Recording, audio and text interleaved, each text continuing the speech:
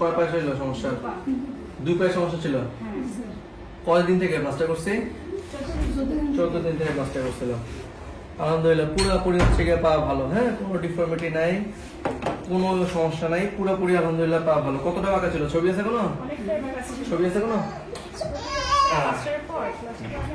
এই যে পুরোপুরি আলহামদুলিল্লাহ পায়ে ভর দিয়ে দাঁড়াচ্ছে। এবং কতটুকু বাঁকা ছিল ভিতরে? অনেকটা। প্লাস্টার করছিলাম কয়টা টোটাল? 5টা প্লাস্টার করা হয়েছিল। এই যে পুরোপুরি কারেকশন। ব্যায়াম করে রেগুলার? দেখি জুতাটা দেখি। রেগুলার ব্যায়াম করা হইতেছে। ক্লাস ফুটের বাচ্চা কতদিন বয়স থেকে? 14 দিন থেকে প্লাস্টার করা হয়েছিল। 5টা প্লাস্টার হয়েছে আলহামদুলিল্লাহ। বাচ্চা পুরোপুরি পায়ে ভর দিয়ে দেখাচ্ছে। একটু ক্লোজে দেখো। পুরোপুরি পায়ে ভর দিয়ে দাঁড়াচ্ছে। যে ইনফরমেশনটা দেই যে বাচ্চার পুরোপুরি তালু ফ্ল্যাট মাটিতে বসবে প্লাস্টারের পরে বা কারেকশনের পরে, এবং তালুটা হচ্ছে এইরকম পুরো ভালো থাকবে এবং এটার সাথে এটা লেগে যাবে। এই যে এই কয়েকটা ক্রাইটেরিয়া যদি ফুলফিল করে কোনো ক্লাস ফুট বাচ্চা ট্রিটমেন্টের পরে, তাহলে বলা যাবে যে কারেকশন ভালো আছে এবং পা ঠিক আছে।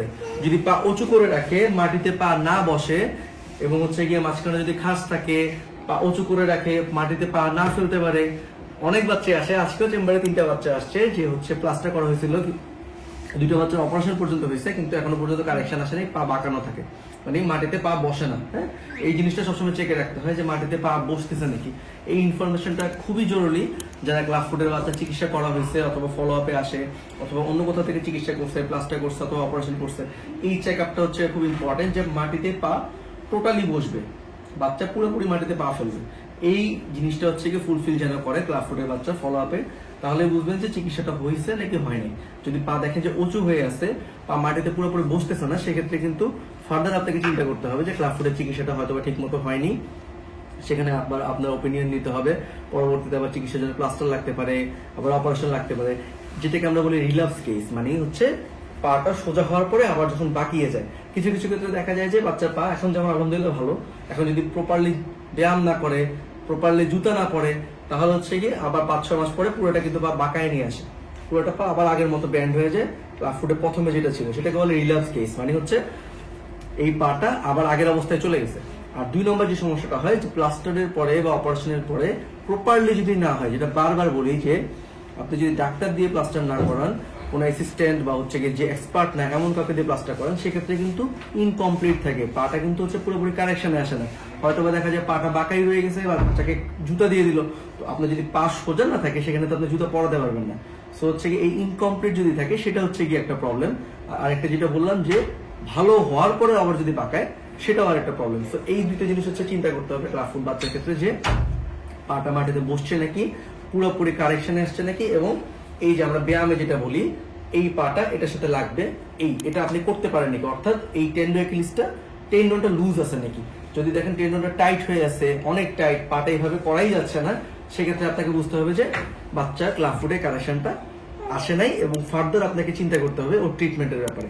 আর যদি এরকম আলহামদুলিল্লাহ পা বসেই বাচ্চা যেমন 14 দিন থেকে প্লাস্টার করছে, খুব সুন্দর মাশাআল্লাহ কারেকশন আসছে, প্লাস্টার হয়েছে এবং পা পুরোপুরি বসতেছে, কোনো ডিফর্মিটি নেই, বাচ্চা আসছে হচ্ছে এখন ফলো আপে জুতা দেখানোর জন্য। জুতাটা দেখি একটু, বাসা কোথায় ছিল?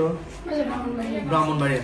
আরেকটি ইনফরমেশন থাকে যে এই জুতা হচ্ছে গিয়ে মাঝখানে বারটা থাকে প্রপার অ্যাঙ্গেলে, বাচ্চার কাঁধের মাপ অনুযায়ী থাকে, এই অ্যাঙ্গেলটা মেনটেন করতে হয়। এবং বাচ্চা জুতা কতক্ষণ পরবে, এই বাচ্চা কতক্ষণ পরে? 23 ঘন্টা।